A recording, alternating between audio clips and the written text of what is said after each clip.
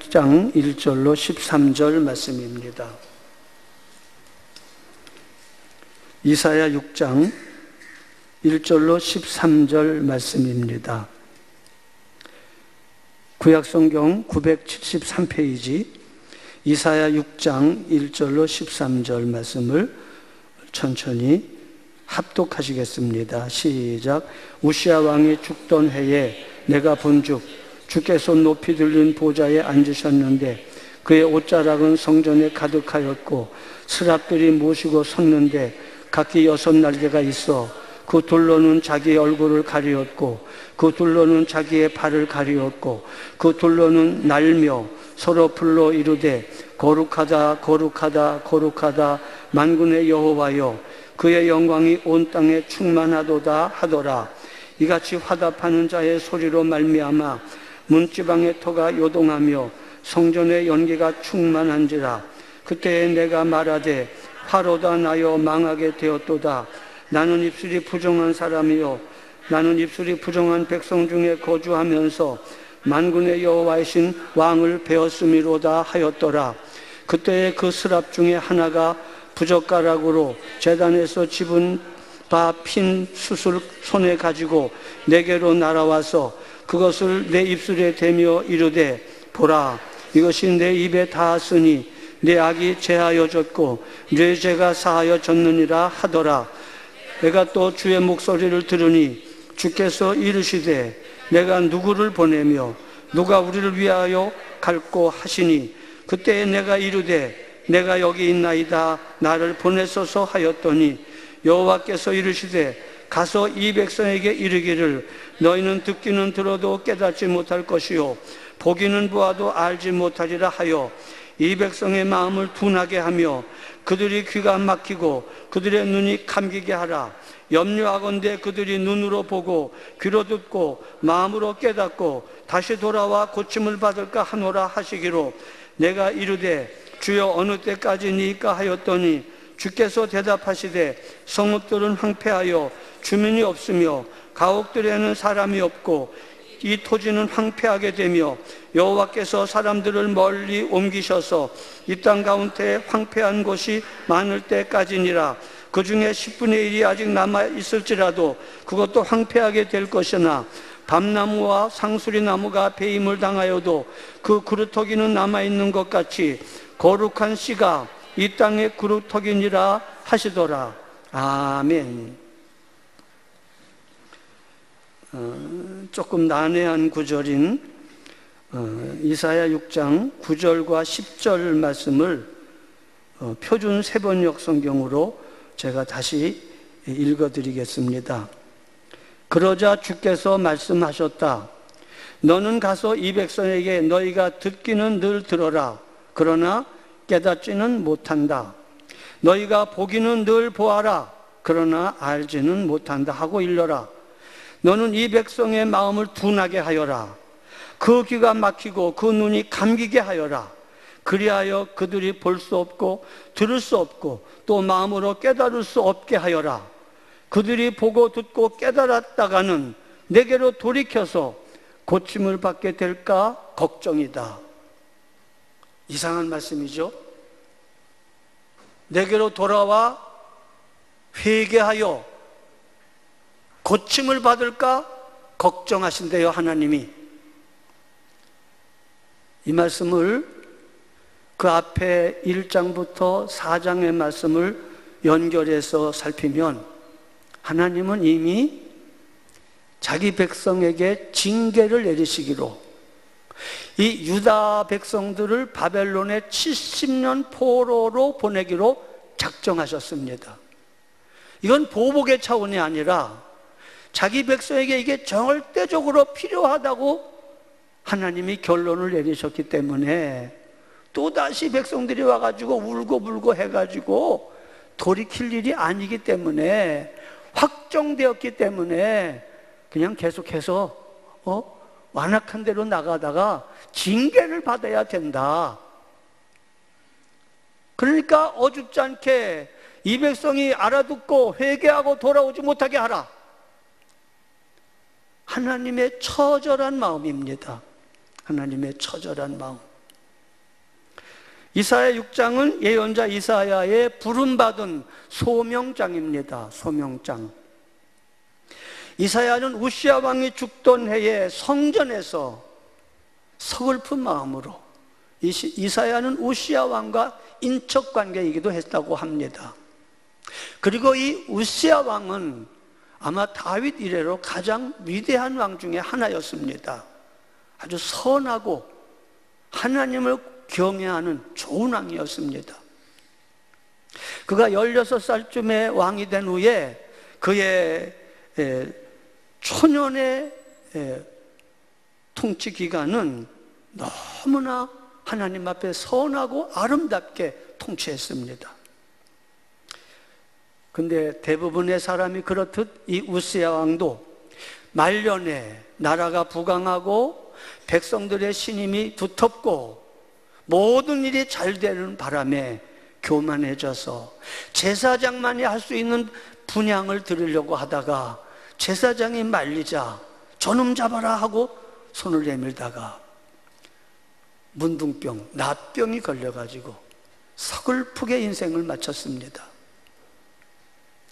그 우시야 왕이 죽던 해에 이사야가 하나님의 성전에 들어가서 하나님을 만나게 됩니다. 자,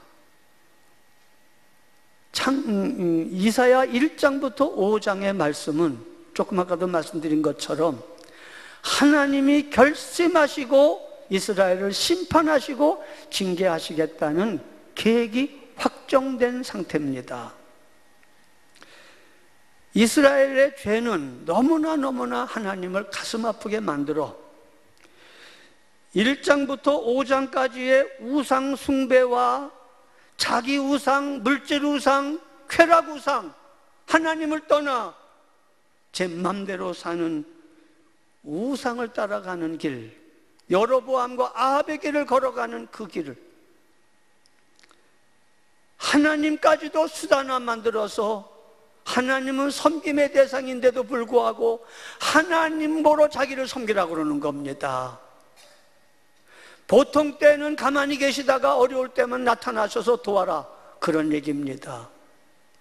자판기식 하나님으로 하나님을 우상화 만들고 하나님을 업신여기며 바알과 아세라를 비롯한 모든 이방 신상을 섬길 때 이스라엘을 사랑하시는 하나님이 질투하셔서 여러 번 책망하시고 분노하시고 선지자를 통하여 말씀했건만 기어코 우상을 따라 도망가매 하나님의 마음이 확정된 때의 이야기입니다.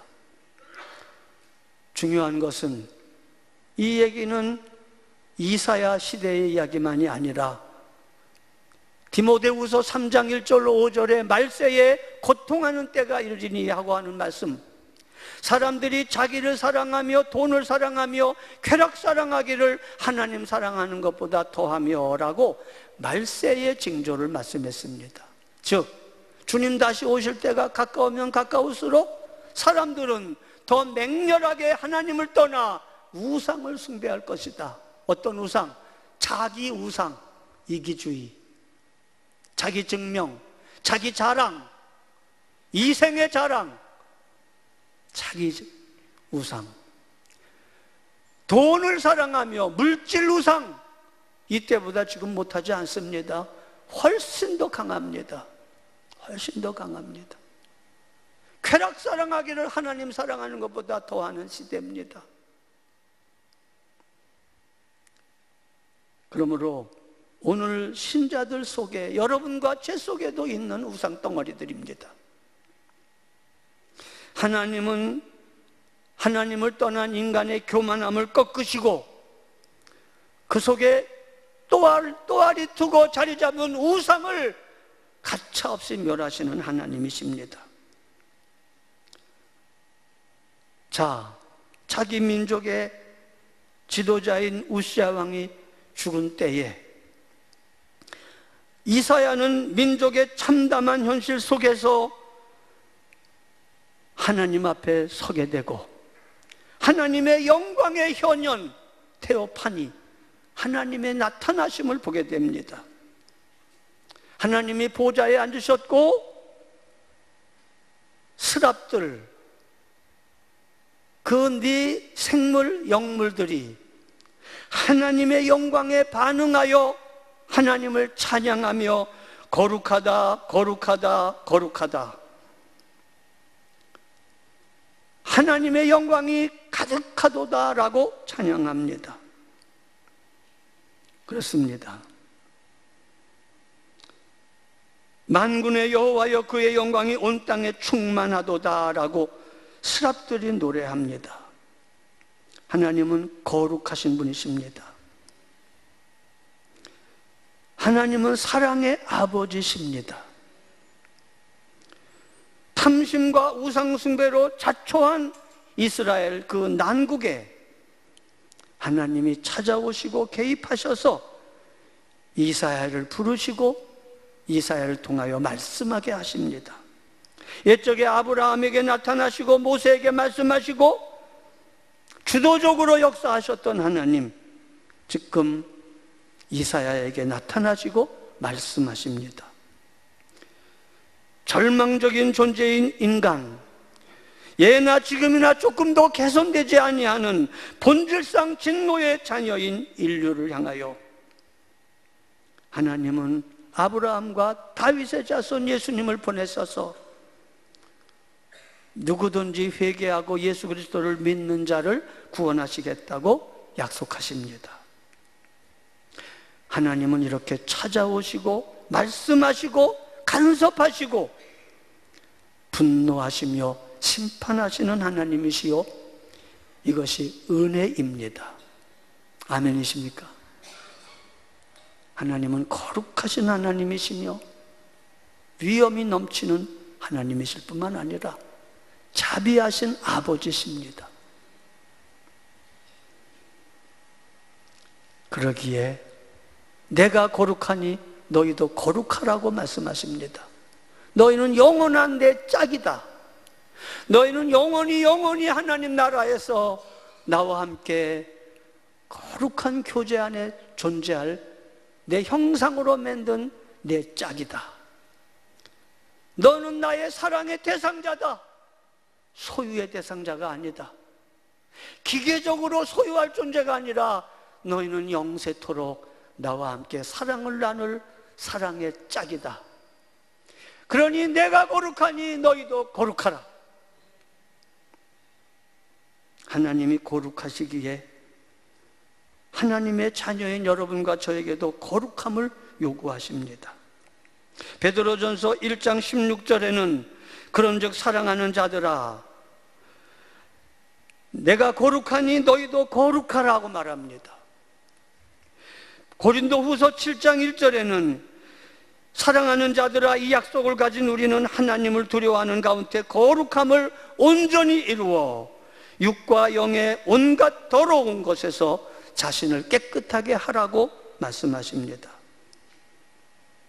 하나님의 제1목적은, 이 거룩하신 하나님의 제1목적은 그의 자녀된 여러분과 제가 거룩하게 되는 것입니다. 이게 하나님의 제1목적입니다.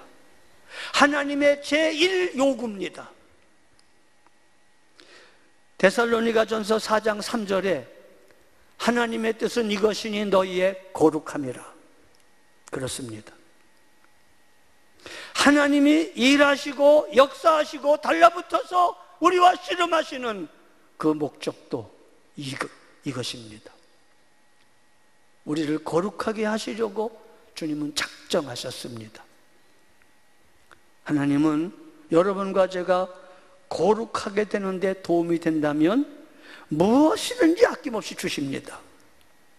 우리가 원치 않은 환난도 전쟁도 주십니다. 우리가 거룩한 데 도움이 된다면 우리가 아무리 싫어하는 것도 주십니다. 그러나 반대로 하나님은 우리의 거룩함에 방해가 되는 것은 우리가 아무리 애착을 갖는 것도 사정없이 걷어가십니다. 왜냐하면 하나님의 제1목적이 우리의 거룩함이기 때문입니다. 그래야 그 나라의 영세토록 하나님과 함께 영원한 영광을 누리며 하나님의 짝이 되기 까닭입니다.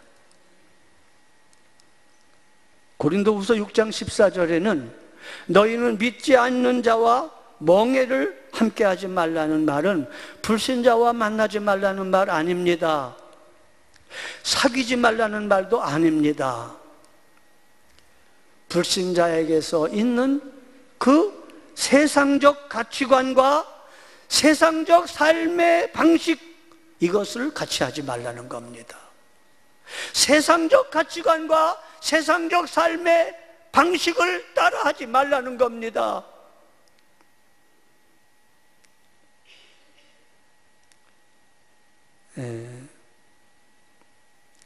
믿지 않는 자와 멍에를 같이 매지 말라는 말은 참 중요한 얘기입니다. 동업하지 말라, 같이 결혼하지 말라라는 정도가 아닙니다. 그보다 더 깊은 내용입니다. 그들이 가지고 있는 세상적 가치관과 그들이 도모하고 있는 세상적 삶의 방식을 너도 같이 취하지 말라는 겁니다. 우리 믿는 사람들의 갈등은 뻔합니다. 여러분과 제가 똑같습니다. 저는 아니고 여러분만 기가 아니라 다 똑같습니다. 우리의 갈등은 하나님이 주시려는 것과 내가 구하는 것이 다른 것입니다. 하나님이 주시려는 건 이건데 난 이게 싫고 이걸 구하는 겁니다. 그래서 원망이 생기고 속상함이 생기고 답답함이 생기고 고단함이 있습니다. 하나님 언제 한번 내 기도 들어준 적이 있으시냐고 투정 부리게 되는 겁니다. 왜 그렇습니까? 신자가 원하는 것과 하나님이 주시려는 게 너무나 달라요. 하나님의 제일 목적은 여러분과 저의 거룩함인데 우리는 그 별로 관심 없습니다. 관심 없습니다. 여러분 새벽기도 나올 때마다 소리 높여 기도한 게 뭡니까? 하나님, 내가 좀 거룩하게 살기를 원합니다. 진액을 말려가며 기도한 적 계십니까? 하나님을 더 알기를 원합니다. 하나님의 나라 소망을 더 알기를 원합니다. 죄와 싸워 피 흘리기까지 이기기를 원합니다. 이런 기도보다 가끔 하겠죠. 훨씬 많은 부분을 우리는 무엇을 먹을까, 무엇을 마실까, 이생의 자랑, 육신의 정욕, 안목의 정욕, 자존심 세워지고 사람들 앞에 박수 받는 것, 자랑하며 사는 것, 뭐 설교자인 저나 여러분이나 막론하고 이게 우리의 문제입니다. 하나님이 주려는 것은 마침내 우리를 거룩하게 하려는 것입니다. 물론 처음 예수를 믿고 초신자가 되었을 때 하나님은 놀랍게 응답하십니다. 그렇다고 늙은 신자가 되었을 때는 응답 안 한다 그런 말은 아닙니다. 그러나 제 경험으로 보거나 많은 사람의 경험으로 보면 예수를 처음 믿을 때 하나님의 응답이 빠르고 마치 유치원생한테 부모가 다 공급하고 모든 걸 들어주는 것처럼 신앙의 초등 단계에서는 하나님이 그렇게 우리가 원하는 대로 들어주십니다. 우리가 원하는 걸 들어주십니다. 그런데 진리를 알고 하나님의 목적을 알고 하나님의 살아계심을 알고 더 이상 하나님께로부터 벗어날 수 없는 지경에 이르면 하나님이 천천히 본색을 드러내시고 정말 원하시는 게 뭔지를 말씀해 주시고 그렇게 우리를 대우하십니다. 근데 우리는 계속 유치원 때 했던 것처럼 해달라고 구하고 있는 겁니다.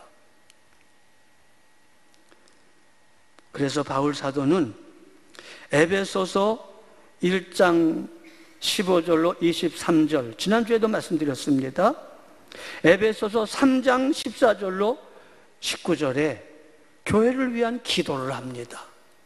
이 바울 사도의 교회를 위한 기도를 보면 교회가 기도하는 것과 바울이 교회를 위해서 기도하는 것이 아주 다른 것을 느낍니다. 여러분도 이 말씀을 읽는 동안에 야, 바울이 기도하는 그런 기도를 나도 해야 되는데 내가 저런 걸 기도한 적이 언젠가 한번 스스로 살피셔야 됩니다. 바울은 에베소 교회 성도들을 위하여 1장 13절, 14절까지 하나님을 찬송하자마자 하나님 앞에 간절히 기도하기를, 우리 주 예수 그리스도의 하나님 영광의 아버지께서 지혜와 계시의 영을 너희에게 주사 하나님을 알게 하시기를 구하노라. 여러분, 언제 이 기도 하셨습니까? 하나님도 알기 원합니다. 하나님과 더 친해지기 원합니다. 하나님이 없으면 쓰러지는 그런 자리에 있기를 원합니다. 내가 원하는 한 가지, 주님의 기쁨이 되기를 원합니다. 진짜 마음의 지배적인 동기로 하나님 알기를 원한다고 기도한 적이 언제십니까, 여러분? 바울은 에베소 성도들을 위한 모범 기도에서 하나님이 지혜의 영을 너에게 주사 하나님 알게 하시기를 원하노라. 18절에 너희의 마음을 눈을 밝히사 그의 부르심의 소망이 무엇이며, 그의 부르심의 소망, 하나님이 우리에게 주시려고 하는 그 소망, 그 기업의 영광이 얼마나 풍성한지를 알아서 정신이 번쩍 들기를 원하노라. 궁극적으로 하나님이 여러분과 저에게 주시려고 하는 그 성도 안에서 그 기업의 영광의 풍성함이 무엇인지를 알게 하시기를 원하노라. 그 나라의 기업과 영광은 관심 없고 이 나라의 기업과 영광은 관심이 많지 않습니까, 우리가? 19절에 보면 에베소서 1장입니다. 그의 힘의 위력으로 역사하심을 따라 믿는 우리에게 베푸신 능력의 지극히 크심이 어떠한 것을 너희가 알게 하시기를 구하노라. 우리는 하나님의 능력을 구하는데 난간이 해결되고 문제가 없어지고 속썩이는 자식이 하루아침에 확 변하고 금시발복하며 사업 잘 되고 돈 많이 벌어 게으르고 나태하고 미친 짓 해도 될 만한 존재가 되기를 기도하죠. 다 그런 건 아닙니다. 그러나 대부분의 경험을 보거나 제 경험을 봐도 모든 게 잘 될 때 사람은 멍청해집니다. 생각을 안 합니다. 근데 어려운 문제가 생기거나 큰 병이 걸리거나 국가적으로나 개인적으로 어려운 일을 만날 때 왜? 라고 묻게 되고 하나님을 찾게 되고 생각을 하게 됩니다. 모든 게 잘 되면서 생각을 열심히 하는 사람 보셨습니까? 없습니다. 대부분은, 극히 일부분 빼놓고는 대부분은 미친 짓을 합니다. 교만해집니다. 자기를 증명하고 자랑하고 자기 위에 사람이 없는 걸로 보이고, 그의 힘의 위력으로 역사하심을 따라 믿는 우리에게 베푸신 능력, 하나님이 능력을 베푸시되 우리의 문제를 해결하는 쪽으로 능력을 쓰시는 게 아니라 이 모든 일, 하나님을 알게 되고 하나님의 부르심의 소망을 알게 되고 하나님의 그 기업의 영광의 풍성함을 우리 속에 이루시는 일을 위하여 하나님이 그 능력을 행사하심을 알기를 원하노라. 그렇게 말하고 있는 겁니다.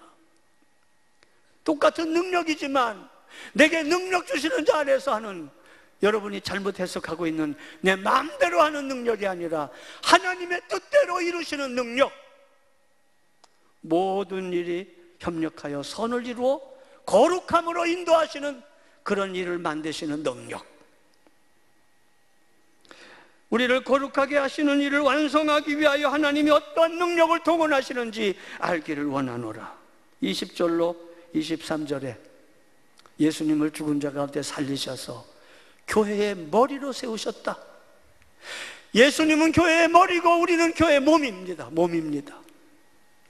떨어질래야 떨어질 수 없는 머리와 몸의 관계로 주님과 우리를 묶어 놓으셔서 이 거룩함이 완성될 때까지 절대로 놓지 아니하시고 운명적으로 간섭하시고 일하시겠다는 결심, 하나님의 각오, 하나님의 단호한 결심을 알기를 원하노라.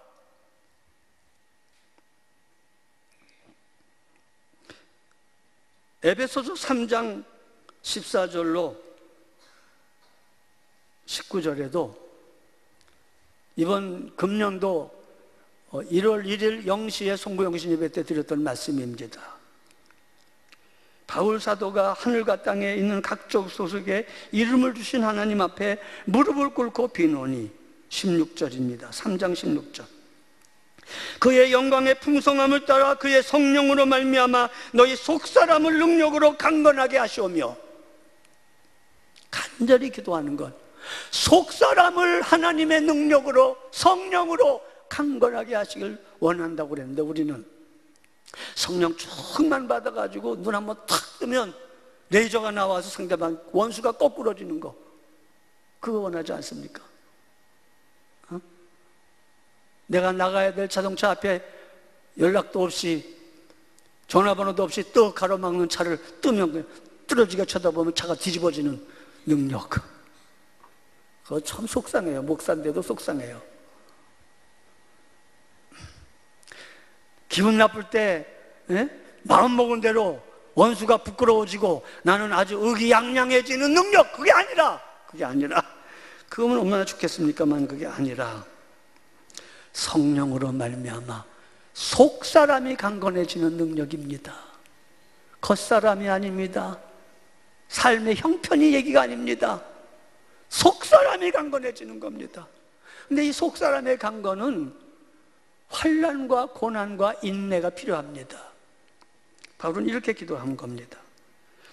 17절에 믿음으로 말미암아 그리스도께서 너희 마음에 계시게 하시옵고, 이걸 기도하는 겁니다. 지금 믿음으로 말미암아 그리스도를 마음에 모셔 그리스도의 임재 안에서 사는 것을 기도하고 있습니다. 늘 묵상하며 예배하며 믿음으로 그리스도를 모시고 사는 것을 속사람의 강건함이라고 말하며 복이라고 말하며 그걸 복으로 여겨 바울은 기도하고 있습니다. 18절 19절에 보면 능히 모든 성도와 함께 지식에 넘치는 그리스도의 사랑을 알고 그 너비와 길이와 높이와 깊이가 어떠함을 깨달아 하나님의 아들 그리스도의 그 놀라운 사랑의 장광고심을 깨달아 하나님의 사랑을 알아. 하나님의 모든 충만하신 것으로, 그 사랑에 충만하신 것으로 너희도 충만하게 하시기를 구하노라. 바울은 이걸 구했습니다. 이걸 구했습니다.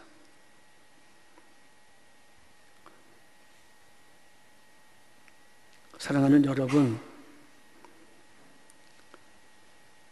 거룩함은 신자들의 운명이고, 거룩함은 신자들만이 할 수 있는 실력이고, 거룩함은 신자들의 진정한 복입니다.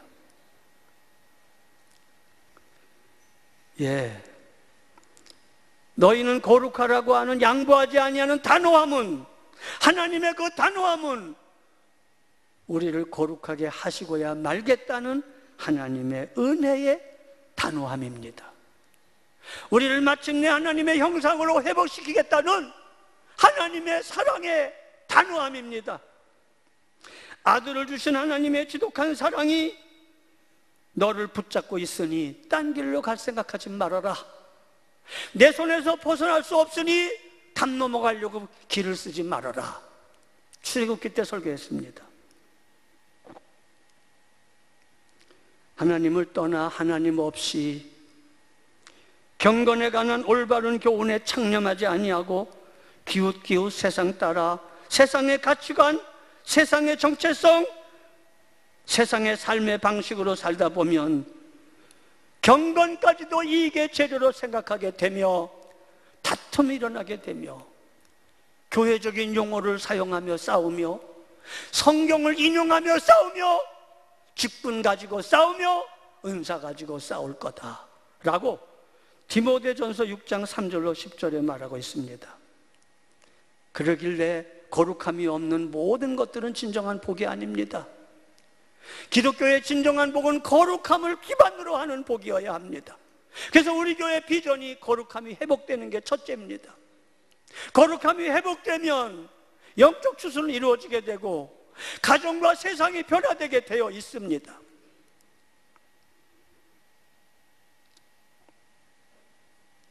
아들을 주신 하나님의 지독한 사랑이 너를 붙잡고 있으니 하나님이 너 포기할 줄 아느냐? 절대 포기하지 않을 것이니 거룩함이 운명으로 받아들여라. 빨리 포기하고 딴 길로 가지 말라는 얘기입니다. 죽도록 때려서라도 기어코 너를 거룩한 자리에 놓아 영광의 보좌 앞에 세울 것이니 괜히 고생하지 말라는 얘기입니다.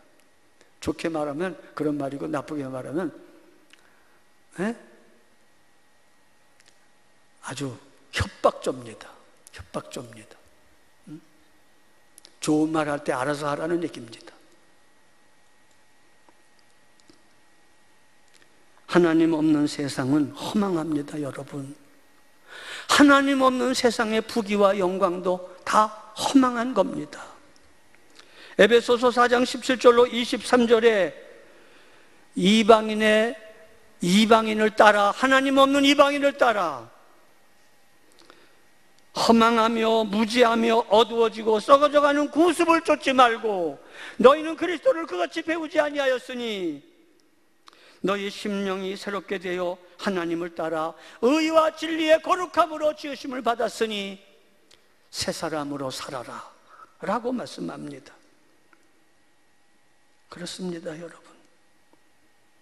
찬송가 170장, 요한 웨슬레 목사님의 동생 찰스 웨슬레께서 작사하신 찬송가 3절에 보면, 개편 이 찬송가는 제가 마음에 안 듭니다. 기껏 외놨는데 또 괜히 고쳐요. 내용 복잡하게 만들고. 이렇게 되어 있습니다. 날 거룩하게 하려고 주 작정하신 일 그 누가 반대하리요 곧 이뤄 주시리. 도망가시렵니까? 악착같이 도망가시렵니까? 더 악착같이 덤벼들으셔서 여러분을 붙잡으실 겁니다. 여러분이 도망가는 모든 길에 벽이 생길 것입니다. 때려서라도, 죽을 정도로 때려서라도 하나님의 이 거룩하게 하시려는 단호한 의지를 꺾을 의지가 없습니다. 날 거룩하게 하시려고 주 작정하신 뜻, 그 누가 반대하리요? 반드시 이루실 겁니다. 그러길래 거룩함은 운명이라는 겁니다. 믿으십니까? 거룩함은 운명입니다. 또 거룩함은 신자만이 할 수 있는 실력이고 가능성입니다. 세상은 거룩함이 없습니다. 재벌? 돈은 많을지 몰라도 거룩함은 없습니다. 재벌에 관한 추문은 끊임없이 일어나고 상속 분쟁 끊임없이 일어나고 나올 수 있는 모든 것들이 다 나오고, 물론 그리스도인들에게도 그게 있습니다. 우리에게도 있습니다. 다른 사람을 정죄하는 걸 능사로 알면 안 됩니다. 그들은 당연히 그런 것이고 우리가 그렇게 되는 게 크게 문제입니다.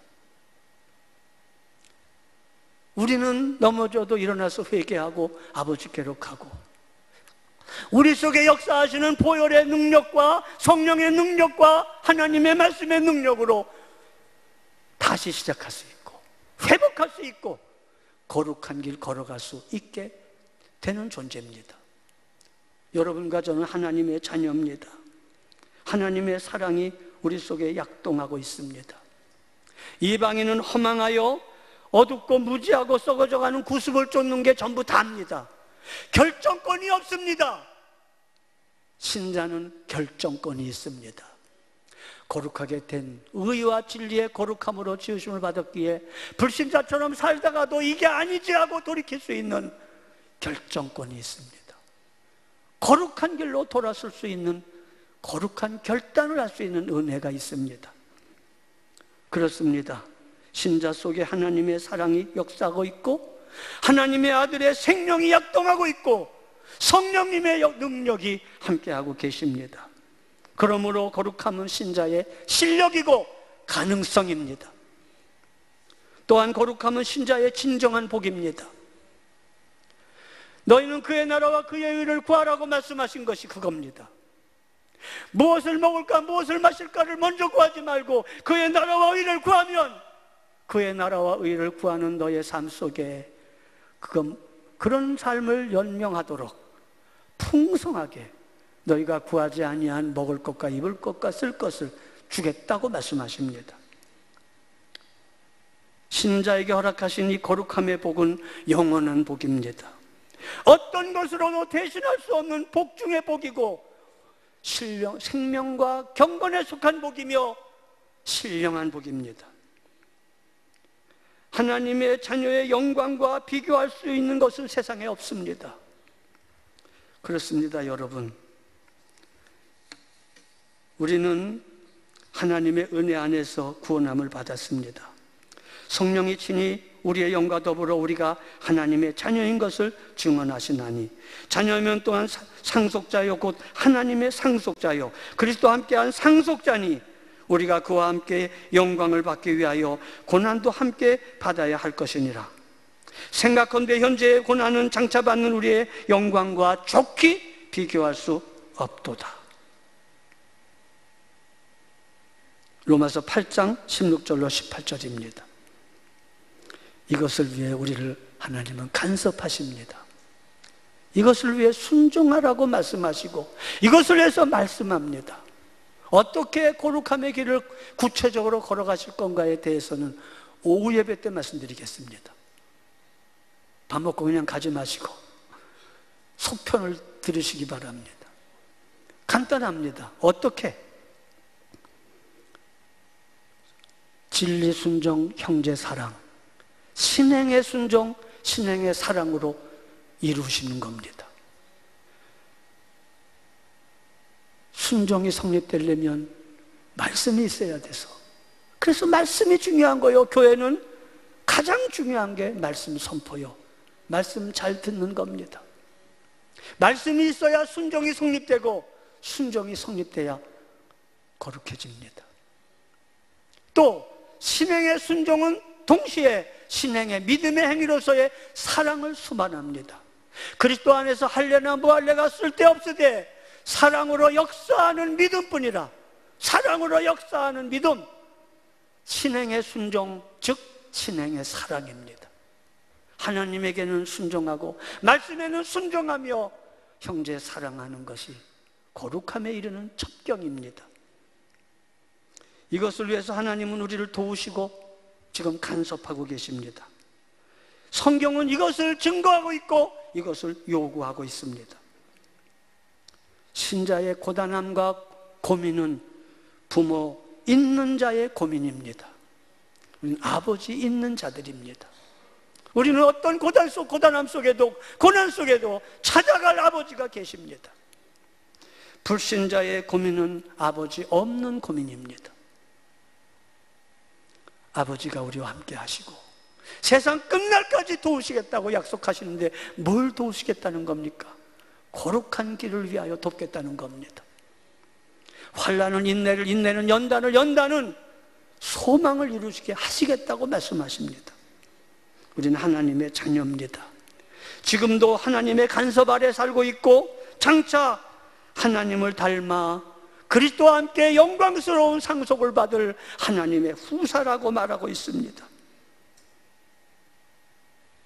내가 거룩하니 너희도 거룩하라. 거룩함은 하나님이 거룩함에 근거된 겁니다. 하나님과의 친밀함으로 하나님이 요구하시는 겁니다. 나와 친밀하기를 원하느냐? 내가 거룩하니 너희도 거룩하거라. 거룩함은 신자의 운명이고 실력이고 진정한 복이요 영광이요 자랑입니다. 사랑하는 여러분, 이 은혜 입은 자임을 알고 기쁘시게 그분의 간섭을 받고 감사함으로 충성하며 순종하며 이 길 걸어가시기를 간절히 바랍니다. 일어나시겠습니다. 기도하시겠습니다.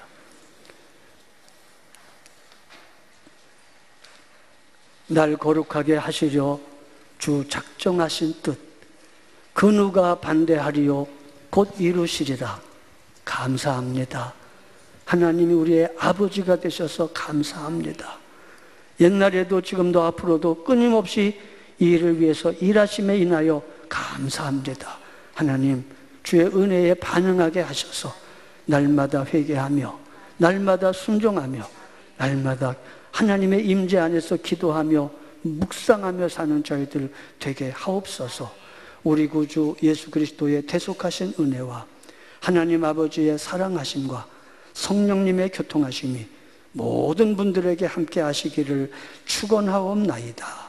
아멘.